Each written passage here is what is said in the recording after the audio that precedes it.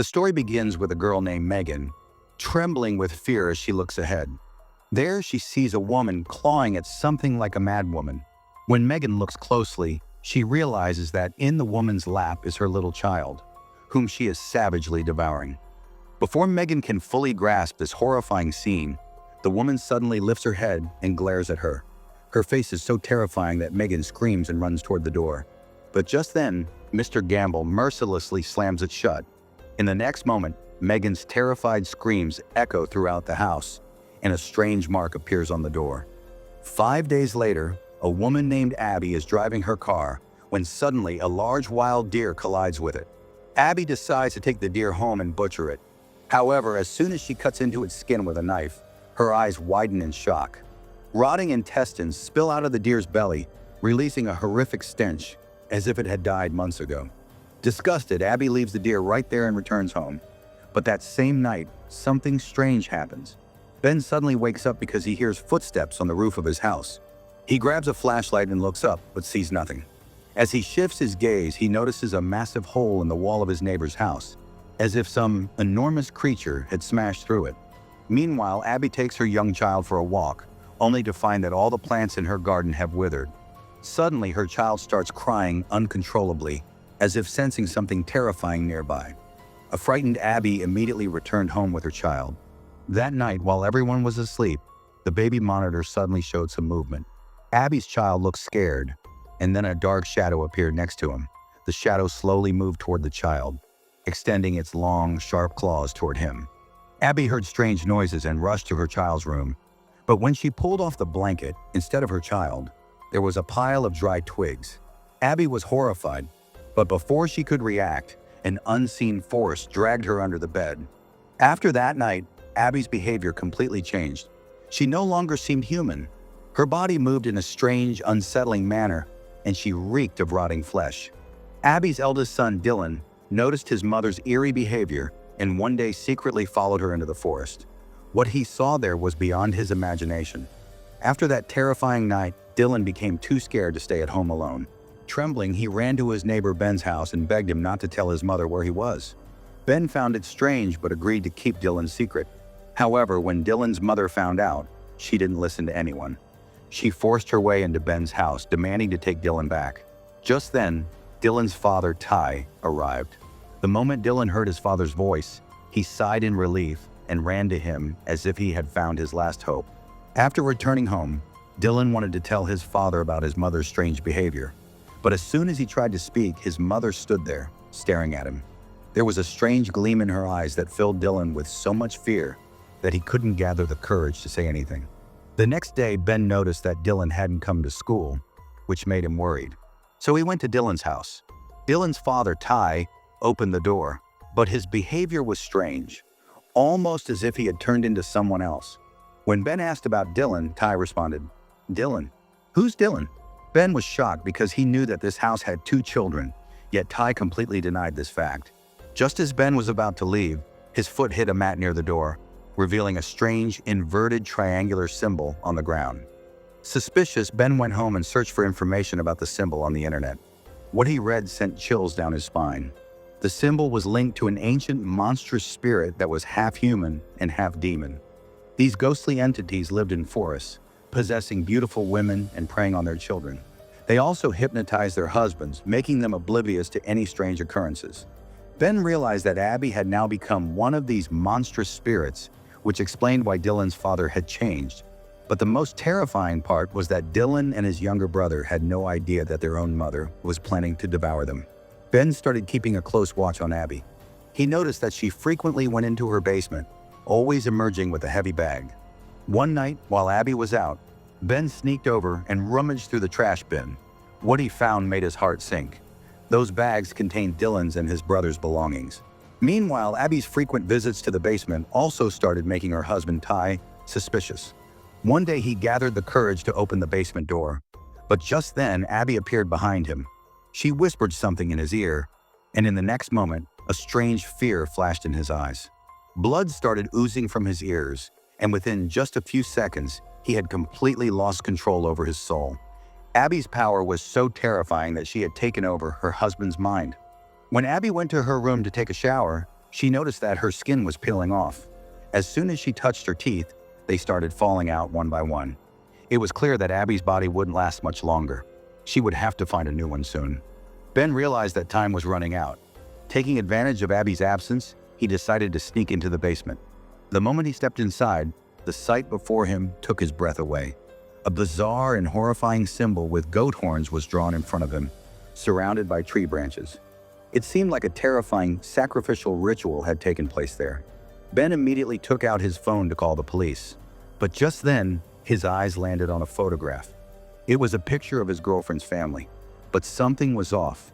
Both his girlfriend and her mother's faces had been marked with crosses as if someone had deliberately erased them.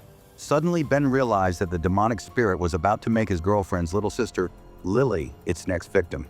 He sprinted toward the shore, where he saw that Abby had already taken Lily and disappeared into the forest. Without wasting a second, Ben chased after them. Amid eerie laughter echoing through the trees, he reached a large, hollow tree trunk. He tried to rescue the child, but the monstrous spirit was so powerful that it shoved Ben hard, sending him crashing into a rock, knocking him unconscious. When Ben regained consciousness, he was shocked to find that the hollow part of the tree had completely vanished. Feeling defeated, he returned home, only to find the police waiting for him. Someone had accused him of breaking into a house and causing destruction, leading to an order for his arrest. Ben tried to explain to the police that he was chasing a ghostly creature, but no one believed him, not even his father Liam, who declared him insane. Just then, Ben's eyes fell on Sarah. The moment he stared at her, the flowers and plants around her suddenly withered. Seeing this, he realized that the creature had left Abby and now possessed Sarah's body. Without thinking, Ben grabbed a nearby object and threw it at Sarah, causing her to fall to the ground and start crying loudly as if she were the real victim. Furious, Liam lost his temper and immediately ordered the police to arrest Ben. The police put him in the car and started driving away. However, after some distance, Ben noticed that instead of heading toward the police station, the car was going toward the seashore. Suddenly, two officers grabbed him and tried to drown him in the water. Ben struggled, but his strength was no match for theirs. Just then, one of the officers regained control over his own soul and, to break free from the creature's influence, shot himself. Meanwhile, Liam began to have doubts about his son's claims. He went to Abby's basement, and as soon as he stepped inside, he was horrified. Abby and her husband's dead bodies lay there. Abby's body was completely hollow, as if someone had extracted her soul and organs, while her husband's corpse hung from the ceiling. Around them, several dried branches were arranged in a strange pattern, indicating a terrifying ritual. As Liam moved closer to examine them, an invisible force suddenly attacked him from behind. At that moment, a burning red lantern fell to the ground, and fire quickly spread throughout the basement. Fighting against pain and fear, they tried to save themselves and somehow managed to escape. But as soon as they got outside, they saw that his wife, now possessed by the creature, was chasing them. To stop her, he struck with an iron rod lying nearby. But it had no effect on the creature. It kept moving toward him rapidly, its eyes glowing with the same terrifying light that had claimed Abby as its victim earlier. The creature was just about to emerge from the darkness when, at that exact moment, Ben arrived and, without hesitation, fired 2 bullets from his gun. As soon as the bullets hit, the creature collapsed to the ground. Ben quickly lifted his father and tried to escape, but something horrifying happened. Sarah's body began to convulse strangely, and soon the creature started to emerge from within her. Seeing the situation worsen, both Liam and Ben ran as fast as they could. Meanwhile, the fire spread rapidly, consuming the dark magic that had been present there. At that moment, Ben suddenly remembered his little brother, Nathan, who was still inside the house. Rushing to his room, he was shocked to find it empty. Nathan had vanished. Filled with fear and anxiety, Ben quickly grabbed a rope and a bottle of gasoline and ran into the forest. After searching for a long time, he finally found an old cave, completely dark and foul-smelling. As soon as he stepped inside, he felt suffocated, but determined to save Nathan, he pushed forward. The sight inside was terrifying. His brother lay unconscious, tightly bound by tree roots. As Ben moved to rescue him, he heard the sounds of chewing from deeper within the cave. Looking closer, he saw a creature devouring a child. Without wasting a moment, Ben pulled out his gun and took aim. But before he could fire, the creature vanished into the darkness. Now Ben didn't have much time. He entrusted his brother with his girlfriend, who was outside in the real world, and went back inside, hoping to find Lily, his girlfriend's younger sister who had gone missing a few days ago. Fortunately, he found the little girl sitting in a corner of the cave. But as soon as he moved forward to save her, a creature suddenly appeared and began scratching his face with its long, sharp claws. Somehow, Ben managed to steady himself, grabbed a sturdy piece of wood from the ground, and forcefully stabbed it into the creature's throat. With great difficulty, he carried the child to the cave's entrance. But just as he was about to step out, the creature grabbed his leg from behind. His girlfriend standing outside tried to pull him out with all her strength, but the creature was incredibly powerful. Just then, Ben's father arrived in a car and turned the vehicle's bright headlights toward the creature. The intense light momentarily blinded it, giving Ben the chance to escape. The three of them somehow managed to flee. They thought it was all over, but the next day Ben's girlfriend brought him a flower. When he examined it closely, he realized it wasn't real but artificial, and its withered leaves seemed to be affected by some strange force.